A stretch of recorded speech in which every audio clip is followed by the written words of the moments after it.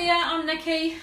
Sunday afternoon and I'm in the garage getting my bike ready for the KTM rally that's kicking off in about 10 days in the North Island. So this bike gets pretty well neglected in between rides, so I need to get some stuff done. But I thought I'd take the opportunity and just share with you what I ride and what some of the mods are that I've done, because I'd be really keen to see what everyone else is on and what they've done. And if we can share some tips, then even better. So this is a KTM Enduro 690. It's a 2015 model with about 25,000 Ks on it now. I've had it for about 3 years.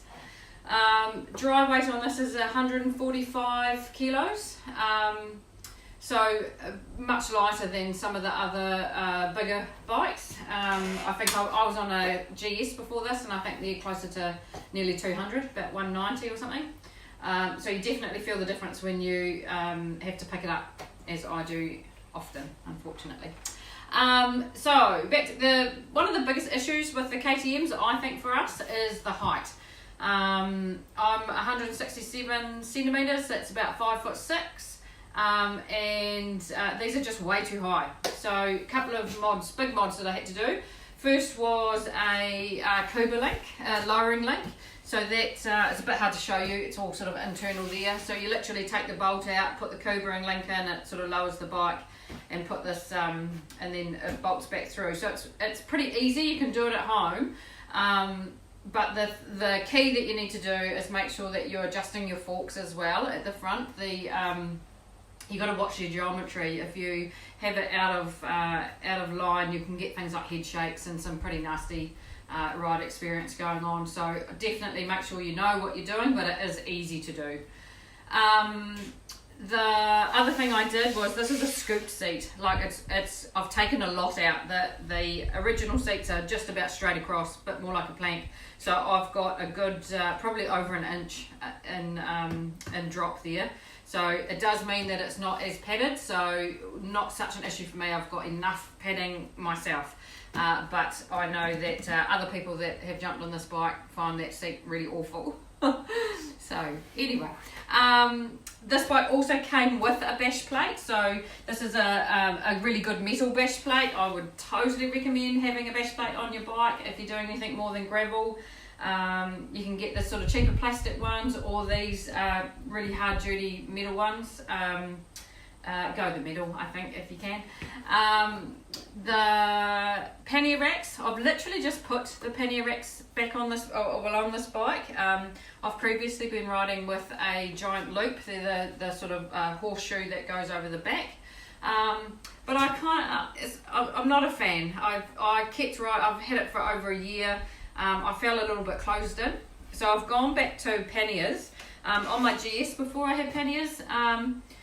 I think it's all personal preference. There's probably the biggest downside of the panniers is that it gets really wide across the back by the time you put your bags out. It looks pretty, well, I like the look of the giant loop better, but I think I prefer the panniers, so I've just put them on. The other thing I've also just put on, nothing like going to a rally with all of the stuff that you haven't actually ridden with yet. Lots of excuses for if I ride badly, I think.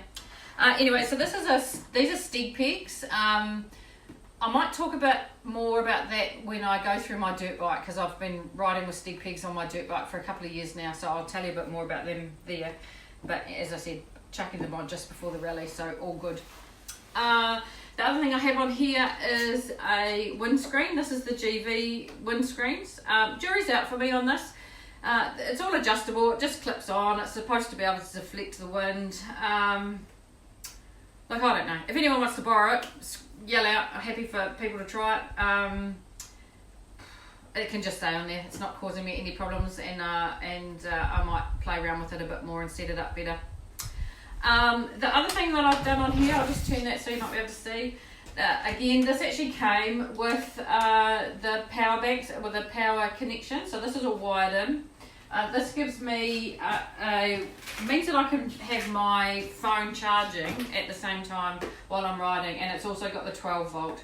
So I've got a 12 volt and a 5 volt.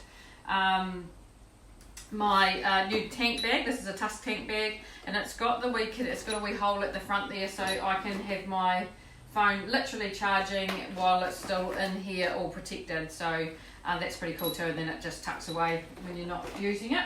So that's a good thing to be thinking about when you're looking for luggage, how easy you can get in and out of things. And the other big mod that I've done on this bike, and I did spend a bit of money actually, the fuel in this bike is about 12 litres, and sometimes I need more than that if you're doing longer stretches. I just don't want to get caught short. So lots of ways of carrying fuel. Might even do maybe a separate video on options for carrying fuel. I did probably take the most expensive option, I think, here, but it's really neat and tidy, and for me it was worth it. So I've got, if I take the whole seat off, I've got an auxiliary tank in here, and this holds about another 6 litres. I think it says 5.5 on the website, but it holds over 6 litres for me anyway. All plumbed in, really easy. This is where the air filter used to sit, so now I just have this very dirty, yet to be cleaned before the rally air filter. All plumbed in, and it's really cool. It's got a on-off switch here, so I can literally have it full, leave it full, and then just turn it on when I need to, if I'm going a longer distance. And I prefer to run it through a little more often so that I don't have old fuel sitting in here anyway. So I literally pull up to the service station, fill up from the back here, and then it's a bit of a faff. You've got to take the seat off, unscrew, fill up there, put your seat back on. But as I said, works really well for me. It's out of the way. I don't even think about it, and it means that I can carry over 18 litres all up. That's it. That's my adventure bike, and I'll take you through. I'll show you my dirt bike. But really keen to see what everyone's riding, so please share.